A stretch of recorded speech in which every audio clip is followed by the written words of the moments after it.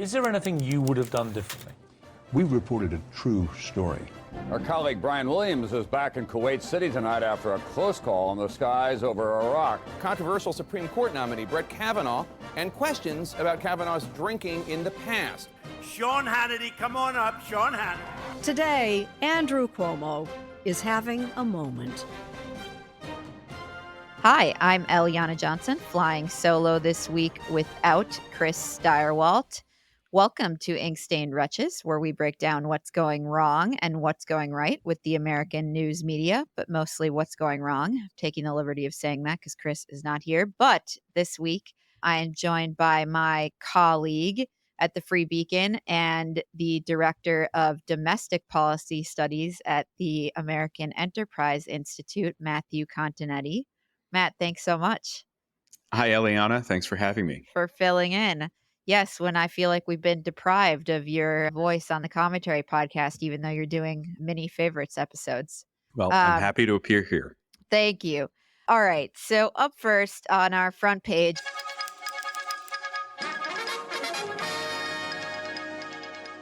And we're going to depart from format a little bit because neither Matt nor I have very many nice things to say. So we're going to do a more, Eliana type episode. Wanted to talk about all of these stories that we're seeing about Kamala's joy and whether it really is her joy or the joy of the media imparted onto her. And over at the Beacon, we sort of pulled together all of the headlines at different outlets that are essentially the same story written, whether it's at the New York Times. Harris used to worry about laughing. Now joy is fueling her campaign. The Washington Post wrote, Harris and Walz sees on joyful message in contrast to darker Trump themes. The Associated Press jumped in. Harris is pushing joy. Trump paints a darker picture. Will mismatched moods matter? And National Public Radio's headline was Harris and Walz reintroduce joy to Democrats their first week on the campaign trail. And over at the Beacon, we pulled together a video of this echo chamber that I want to play a little clip of just to show how unified the coverage of this campaign has been. And let's play a little bit of that now. There it is again.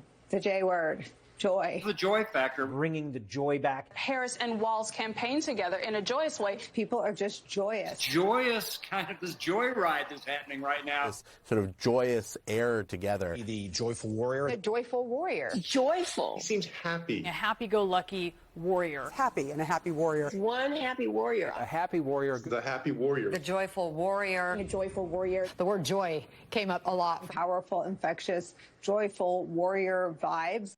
Matt, I wanted to get your insight on how does this happen? It's striking to me. I was thinking back to my time at Politico, where I would have felt sort of embarrassed and told editors that, hey, the story's already been written, to write the same thing. But curious to get your thoughts on why we're seeing the same story in wall to wall in print outlets and then on television. The message hammered home that if you hadn't picked up on it, she's a joyful warrior. Right. Well, I think it's interesting that Harris's running mate, Minnesota Governor Tim Walz, is really dictating the lines of press coverage even before he was named to the ticket. Remember, it was Walz who, in a television appearance, called J.D. Vance and Donald Trump weird. And the media picked up with the weird label immediately. And it was Walz in his debut rally in Philadelphia the other week who said that Kamala Harris, thank you, Kamala, he said, for bringing joy back to politics. And immediately the press picks up on joy to describe the vibes, another word they're using now, of the Kamala Harris campaign. And your intro sent me back, Eliana, to the original Ben Rhodes quote on the Iran nuclear deal echo chamber many years ago.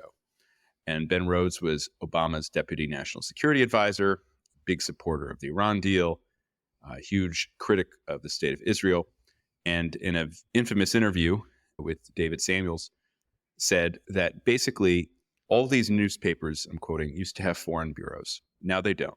They call us, the Obama administration, to explain to them what's happening in Moscow and Cairo. Most of the outlets are reporting on world events from Washington. The average reporter we talk to is 27 years old, and their only reporter experience consists of being around political campaigns. That's a sea change. They literally know nothing. Now, I would say that the average age of reporters since Rhodes made that comment has fallen to like 24 years old, maybe, but they still don't know anything. And they don't even know anything about politics any longer. It's not just world affairs, it's politics, economics. And so it's very easy for them to get caught up in a groupthink. All want to write the same story. In some ways, it's not that old. I recently read The Boys on the Bus, the narrative of the 1972 campaign and all the political writers there. And Timothy Krause, the author of The Boys on the Bus, notes that all of the writers for the mid-sized metros would pay attention to what the AP writer and what the lead political writer of the New York Times wrote. And then immediately they would just copy that. And so that copycat effect has been a long-standing feature of our media, but I think it's grown worse because of the existence of this echo chamber now, which really only exists to propagate the Democrats' favorite lines of attack. When this line about joy, the way that I heard it when Walz said it was that Democrats were overjoyed to see Biden exit the stage, as was the media, and that this is the joy of Democrats, media and the Democratic Party, that they now have a shot at winning. And that's really how I interpret all of these headlines, because from what we've seen of Harris, she's not a particularly joyful, happy person. And that's not even what we want in our politics. But that brings me sort of to the Time magazine cover and profile, where we had these side-by-side covers of Trump, the melting face, and Harris, the sort of Lenin-like, demigod profiled there.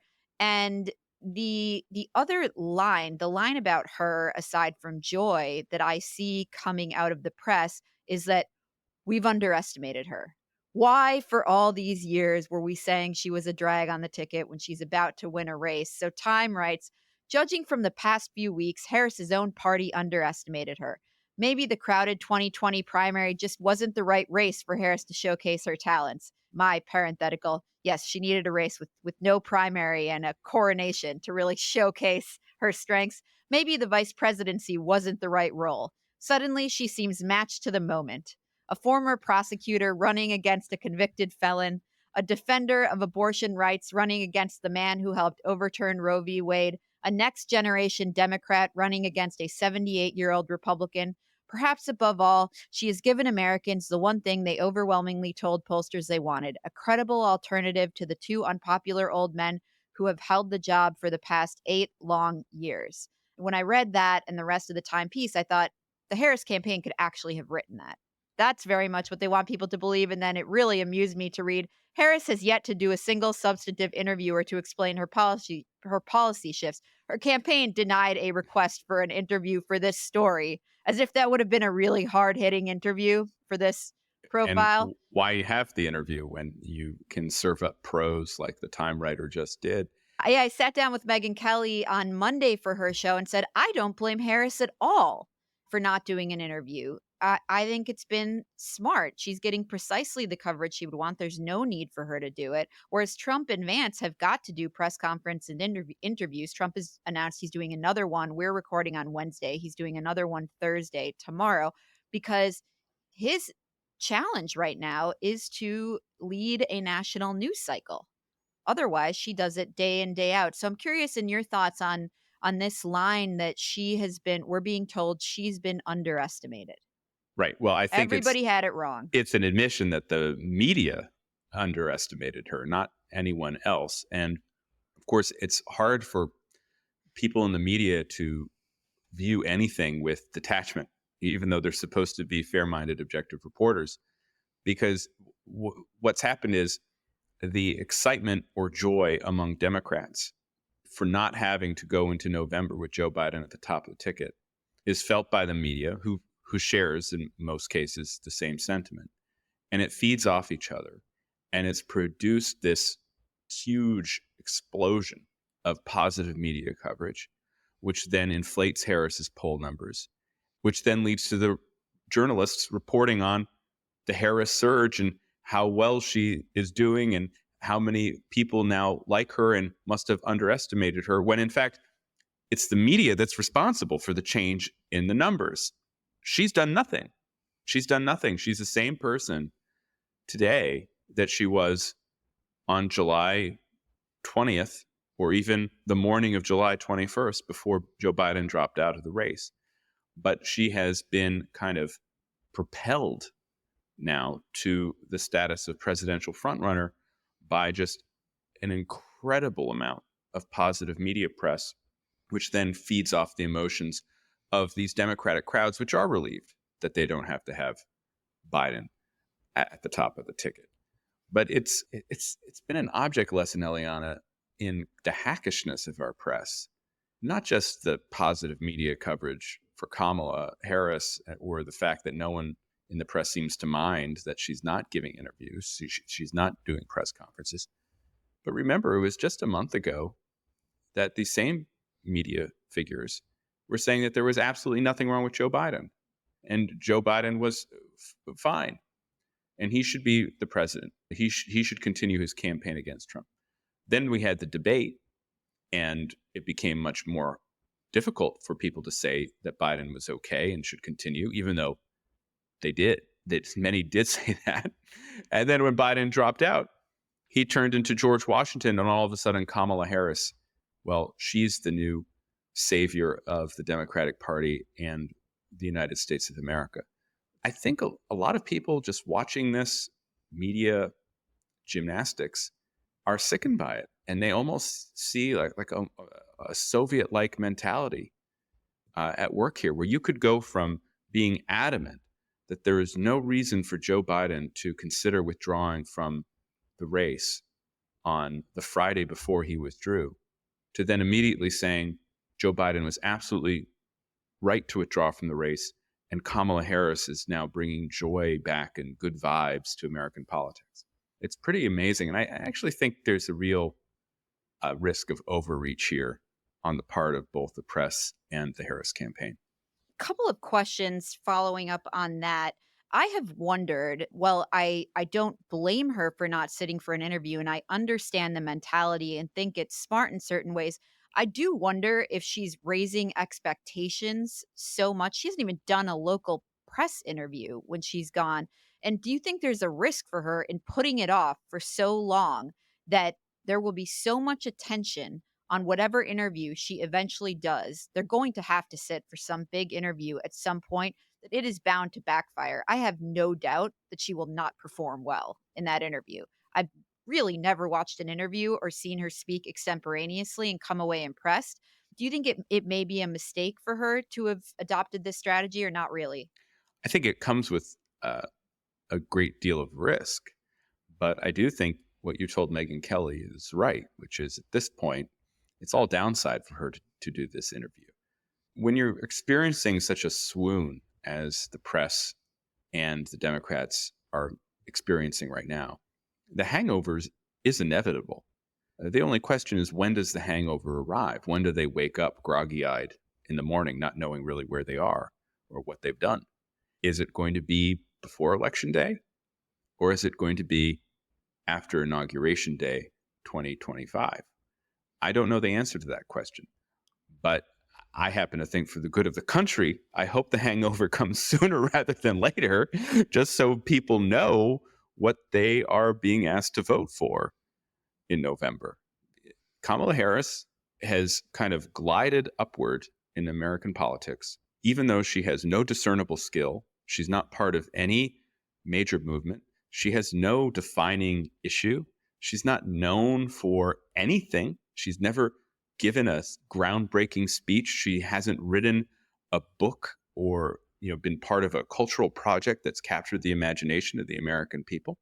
She's now being put into this position despite not having won a single Democratic primary, despite being considered universally as a political liability literally 12 hours before she became the presumptive Democratic nominee. That's incredible downside risk. And the bet that the Democrats are making is no one's going to care as long as she defeats Donald Trump. And then we're just going to have to deal with the consequences after that fact. But if she's put into a position where she has to operate without a script in a very public way before the election, then I think will reveal herself as the far left California Democrat who's not very good on her feet that she is.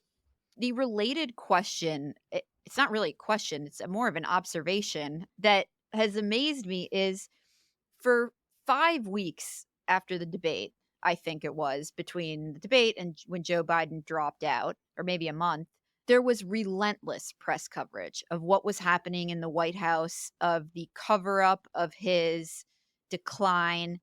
And that stopped the moment he dropped out, as if he is no longer president. And my assumption is that it stopped because it would implicate her in certain ways.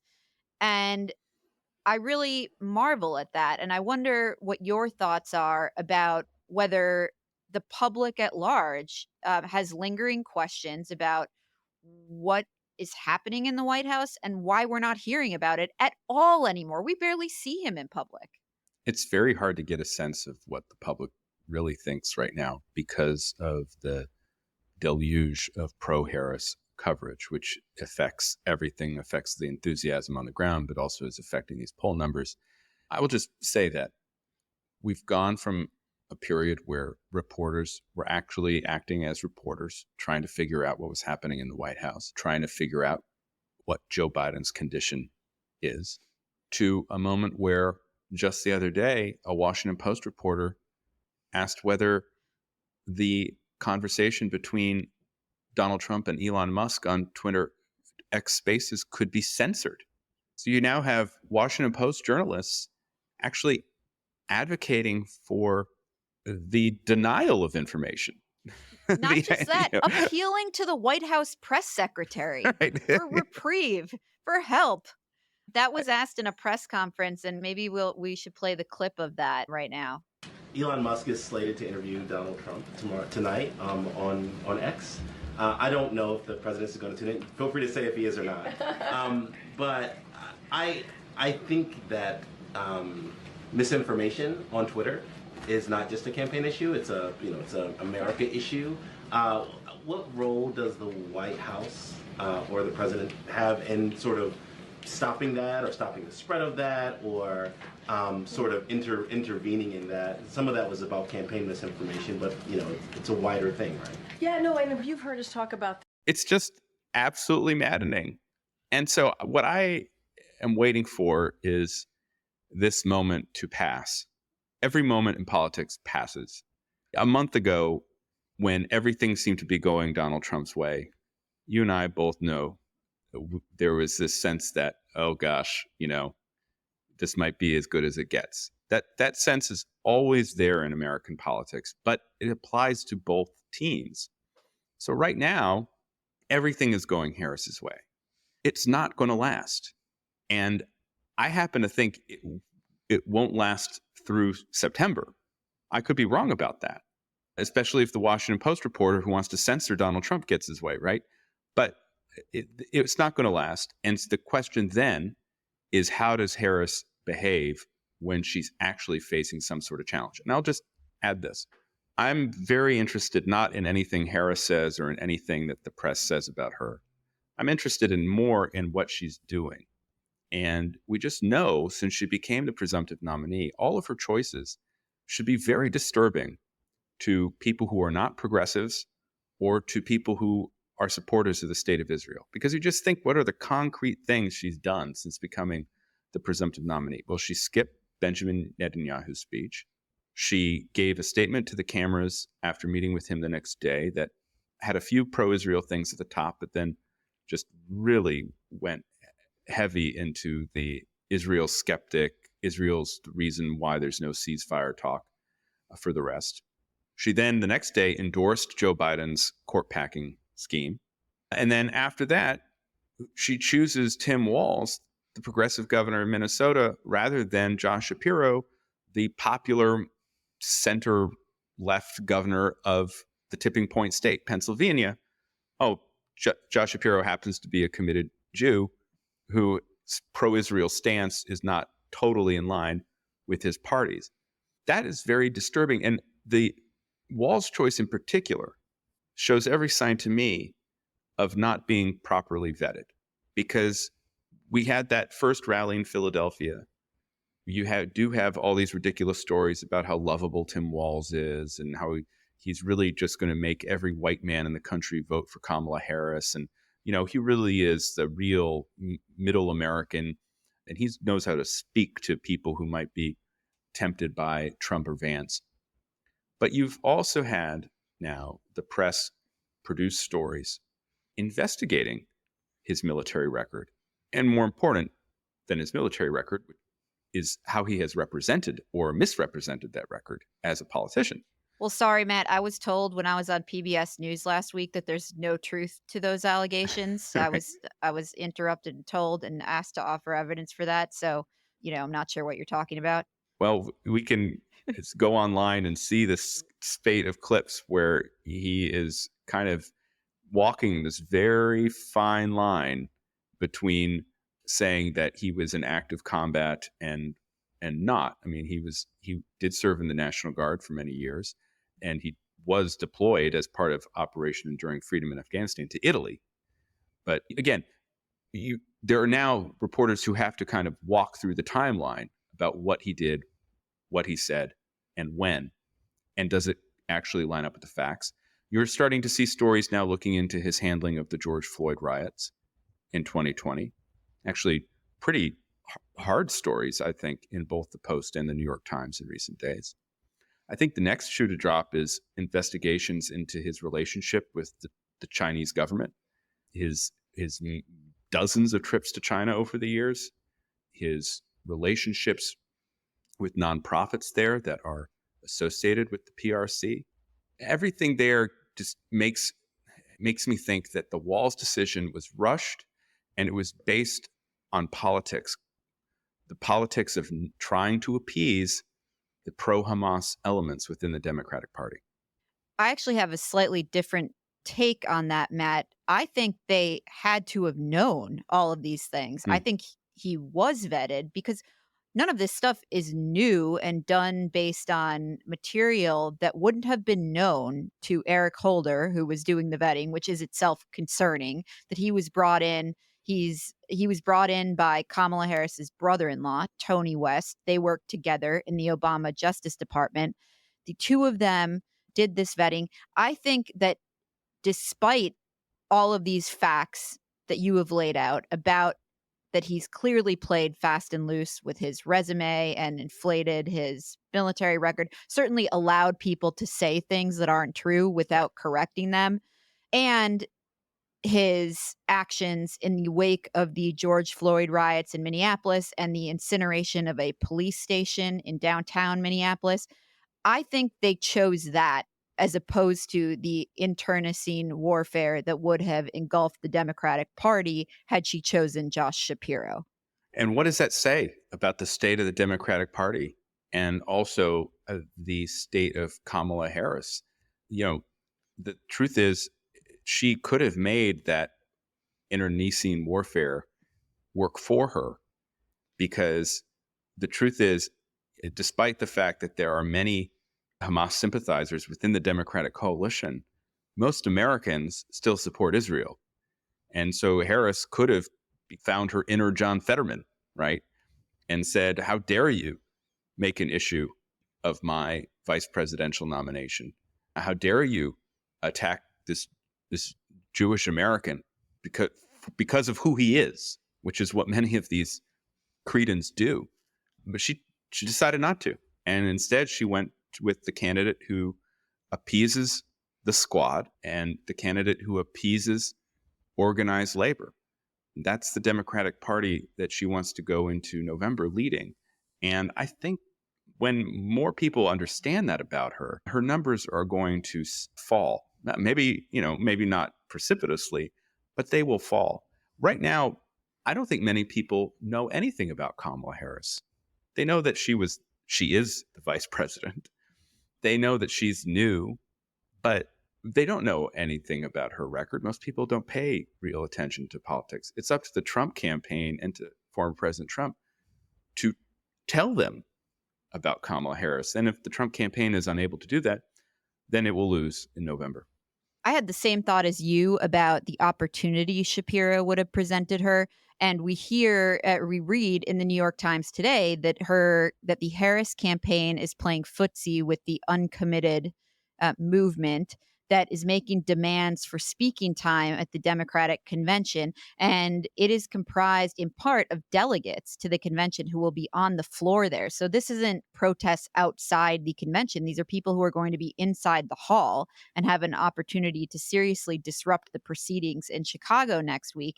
And I thought at the time that she had a real opportunity to have a moment at the convention saying, we will not tolerate this, like a Sister Soldier moment there. And she chose not to do that. But I actually thought that would have been quite appealing to people who don't really like protesters and don't like disruption and want to see things proceed smoothly. And rather than do that, she's trying to appease the way that this administration has done from the outset. I think she's trying to appease even more than the administration has done. Right, I think she's giving us a preview of coming attractions if she wins. I mean, we just had an election in the United Kingdom where Labour won. And despite the leader of Labour, Keir Starmer, trying to de-Corbynize his party, trying to really stamp out the explicitly anti-Semitic elements within his party, as soon as Labour came into 10 Downing Street, they began moving from Israel rapidly and really kind of taking the first steps toward an arms embargo of Israel. I don't think there's much difference, actually, in the attitudes of many of the people Kamala Harris is appeasing now and the Labour Party in the UK. And I think we could see a Harris administration move towards some type of arms embargo, or definitely be far less willing to grant weapons to Israel without conditions than even the Biden administration has been. On this same theme, I noticed on the New York Times homepage today, right up front, was a profile of Tim Walz's wife, about whom I know very little, except having watched a video clip of her saying that she left the windows open so she could smell the burning tires during the 2020 riots. Interestingly, but not surprisingly, the New York Times omits that from its profile. We get no mention of that fact. And it is a wet kiss of a profile to go along with the rest of the coverage of Kamala Harris, Doug Emhoff, Tim Walz, and now Gwen Walz, about whom we read, as Ms. Walz enters the national stage, critics on the right are trying to portray her, as they have with her husband, as a left-wing radical who countenanced the civil unrest in her state after George Floyd. No mention of what evidence they might have for portraying her in such a way. But at home in Minnesota, where she spent most of her life, friends and political observers describe her as the cool-headed and ultra-competent counterpart to a man known for an intuitive and charismatic political style. Oh. Again, Okay. I think the Harris campaign could not have written it any better. It's amazing. I mean, one thing I wanted to talk about, sort of the last bit, is to get to the Trump campaign, which you nodded at. So I wanted to talk about the Iranian hack of the Trump campaign, and then, as you mentioned, sort of what it's incumbent on them to do, which I think they're not doing very well right now in terms of taking a consistent message and hammering it home against Harris. But the AP noted that 3 news outlets received leaks that the Trump campaign says were the result of an Iranian hack. The FBI is now investigating that hack. And that unlike in 2016, we're not seeing the contents of those leaks. So they write that at least 3 news outlets were leaked confidential material from inside the Donald Trump campaign, including its report vetting J.D. Vance as a vice presidential candidate. So far, each has refused to reveal any details about what they received. Instead, Politico, the New York Times, and the Washington Post have written about a potential hack of the campaign and described what they had in broad terms. Their decisions stand in marked contrast to the 2016 presidential campaign when a Russian hack exposed emails to and from Hillary Clinton's campaign manager, John Podesta. The website WikiLeaks published a trove of these embarrassing missives, and mainstream news organizations covered them avidly.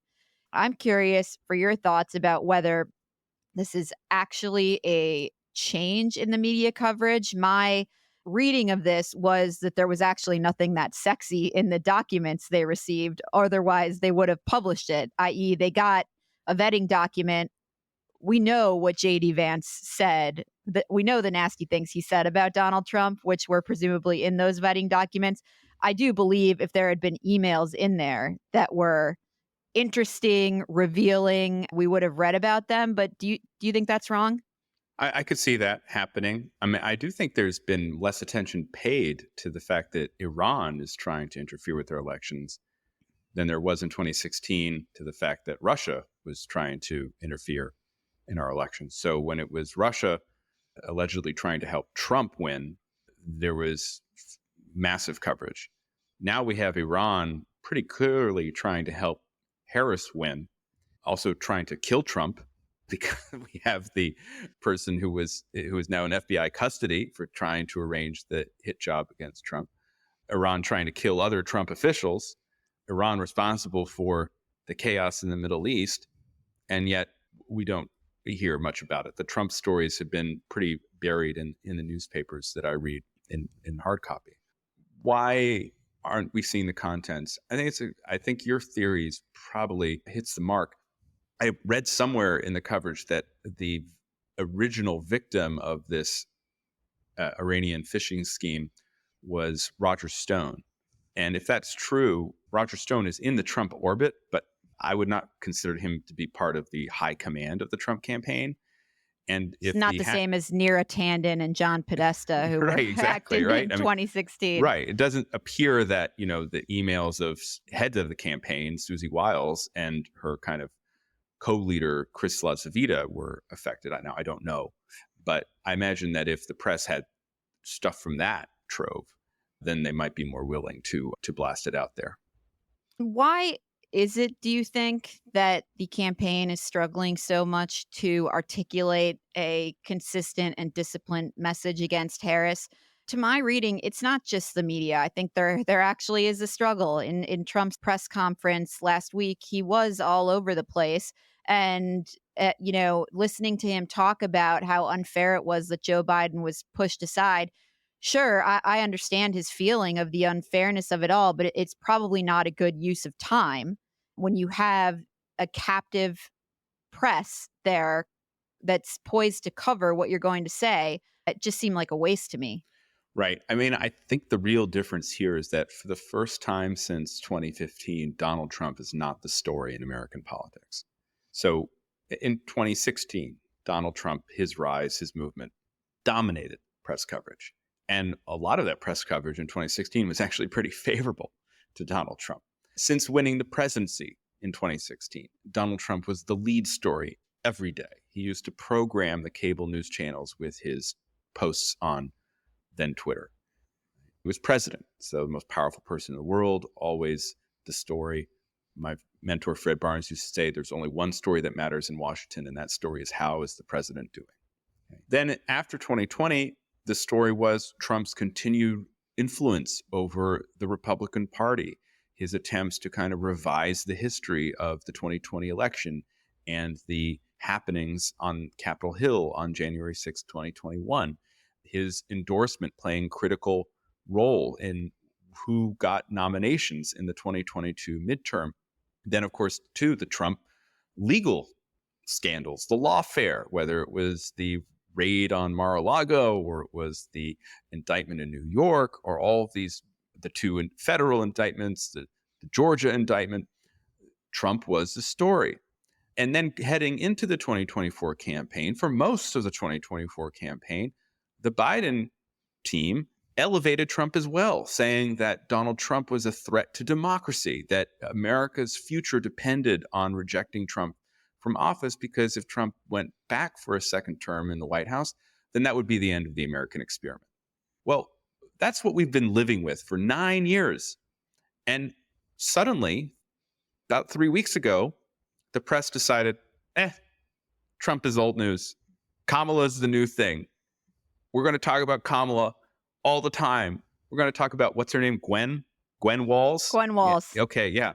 We're going to talk about Gwen Walz, how wonderful she is, you know?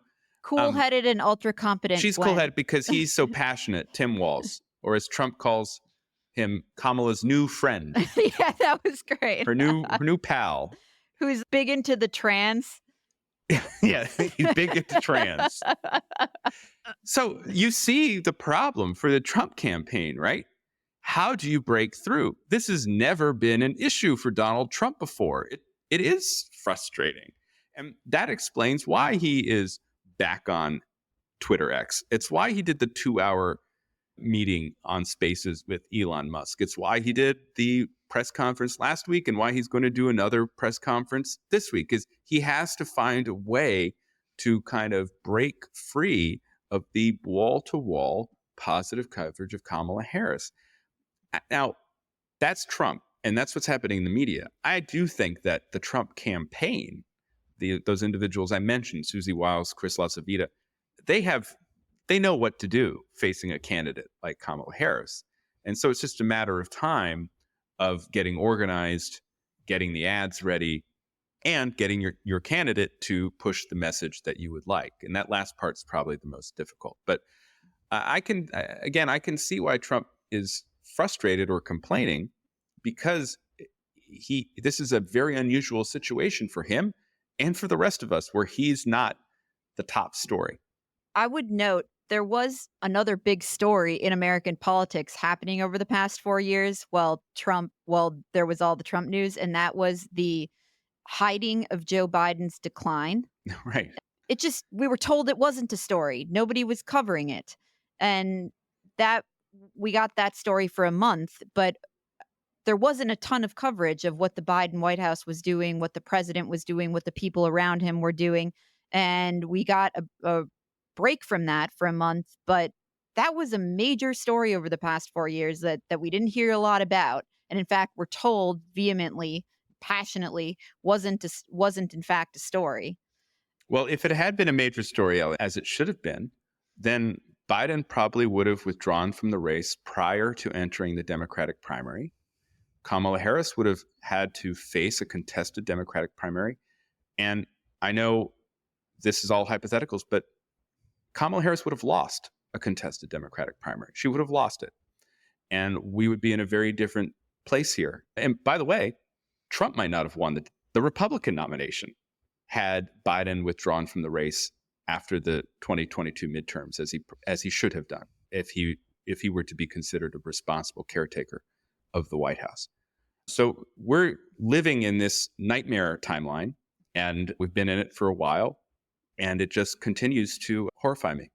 Okay, we're going to turn away from politics and talk about a couple of other items: food, style, and my obsession. Matt will not contribute to obsessions. He's done his duty here, but I did read this piece about Pete Wells's decision to retire as the food critic from the New York Times. And there were two pieces. One talked about the toll on his health that being a food critic has had, and that was quite interesting. But the other, he wrote about what he viewed as the decline of restaurants and the sort of personal service that one gets in restaurants. But when I read it, I thought, I'm not really sure if Matt Continetti would see this as a decline. So in his parting column, he wrote, "Last week, the restaurant loyalty app Blackbird introduced a new way to pay for dinner. Customers check in on the app on arrival, pick a payment source and tip percentage, and then eat. Ben Leventhal, one of the app's founders, explained what he called the best part in an Instagram video shot at the Italian cafe Lodi. When you're done, you just get up and go," he said. Then he demonstrated how it's done, high-fiving Lodi's host on his way out the door without breaking a stride.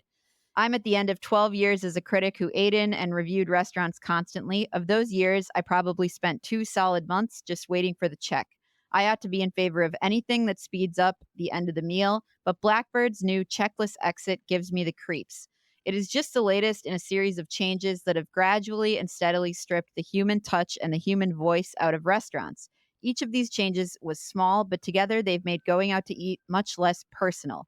Meals are different now, and our sense of who we are is different too.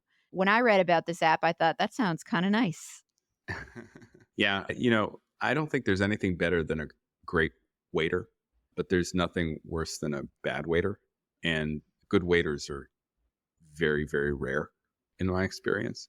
But what disturbs me about this app is that you prepay. I did not like putting the tip in beforehand, before I know about why would the quality you do of that? service. I totally agree. I did not like that.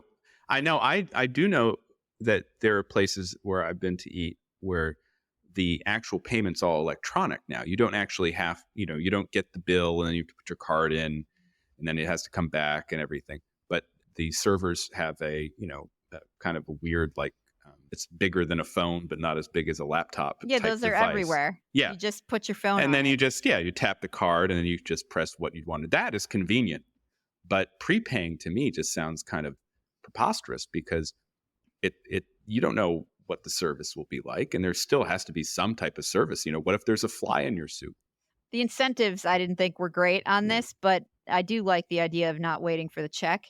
I feel like we're going to get a ton of emails about this, so we'll take those up next week. And this was the other one, Matt, that I definitely wanted to get your thoughts on. The Wall Street Journal piece in our style section this week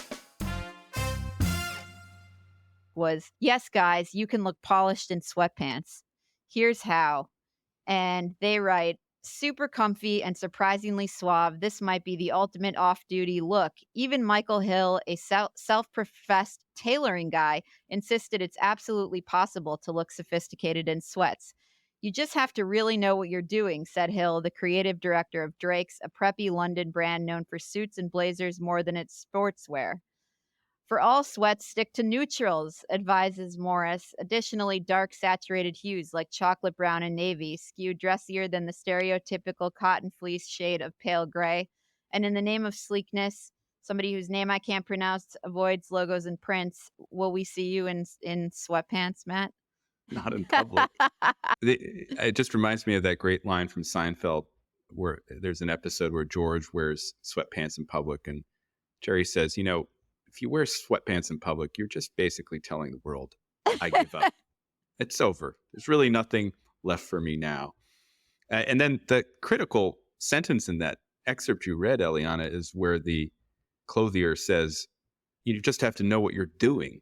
Well, men don't know what they're doing when it comes to clothes. The percentage of men who know what they're doing when it comes to clothes, I'd wager, is 1% or less. And so it is a high risk proposition to wear sweatpants in public, just like naming Kamala Harris as your candidate without having her run a primary campaign beforehand. I'm going to quickly do I totally agree with that. And so I had this debate with it's not even a debate. I just offered my opinion unsolicited, which my husband, who's over 45, wears like these sweatpants with a drawstring or shorts with a drawstring on them. And I was like, you are too old for anything with a drawstring. In public? Probably, yeah. Oh. You can't go out and be 45 you can wear years old sweatpants and have around the stuff house. with a That's drawstring. it's casual wear in the house. It's fine if you're just with your family, but no drawstrings in public. Nothing with I agree with that, unless it's a swimsuit, A swimsuit, right? Yeah. But no drawstring. The last piece I wanted to talk about, which was really my obsession because I thought it was fascinating.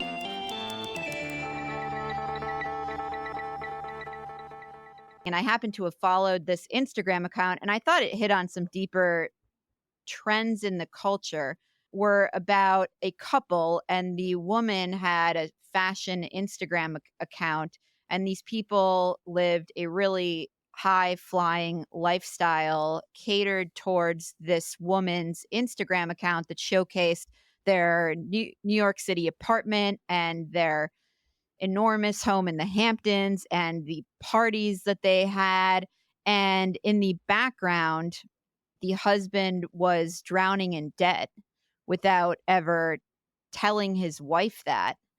And the long New York Times piece that digs into this essentially says that this is much more common than people realize. And it ends with the suicide of this guy while his wife and daughters are on an international vacation in Europe. It's really tragic and heartbreaking. And this Instagram account has been taken offline. And so I just wanted to flag it for people because I thought it was absolutely fascinating. I mean, the guy in it ends up asking friends to borrow amounts of money as small as $1,000 or $2,000, and these are people who own several multi-million-dollar homes.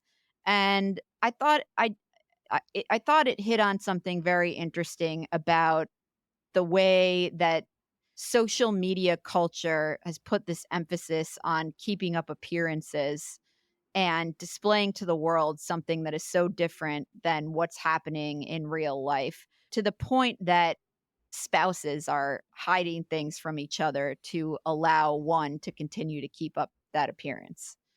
Right. So I highly recommend that piece. Yeah, it sounds like a very sad but interesting piece. And I should recommend, too, a piece that's on a somewhat related topic. This was in the New Yorker in May, long article by Evan Osnos. The article is called The Master of Make-Believe, and it's a profile of this individual, Zach Horowitz, who basically is behind the largest Ponzi scheme in Hollywood history. And it takes us through his life as kind of, athlete in high school, I think in Ohio, and then into kind of the multi-layered fabulism and fraud that he created over time whilst appearing in kind of B parts in these kind of often ignored Hollywood films. But Evan's story was just incredible when I read it in the New Yorker. And it's another chapter in this long history of American fraud. And like you say, Eliana, this American desire to present wealthy, even if the gains are ill-made or non-existent. Yeah, and in this Times piece, members of this woman, the wife's extended family, are also in this social media business, and it's incredible. I hadn't read that New Yorker piece, but I'm gonna do so now. Well, Matt, thank you so much for doing this. I'm very grateful. That is all the time we have for the news about the news. If you have a story you want us to talk about, email us at wretches@nebulouspodcasts.com and sign up for our newsletter at nebulouspodcasts.com. This has been Ink Stained Wretches from Nebulous Media, produced by Colin Chicola. Find us on iTunes or wherever you get your podcasts. Just search for Wretches.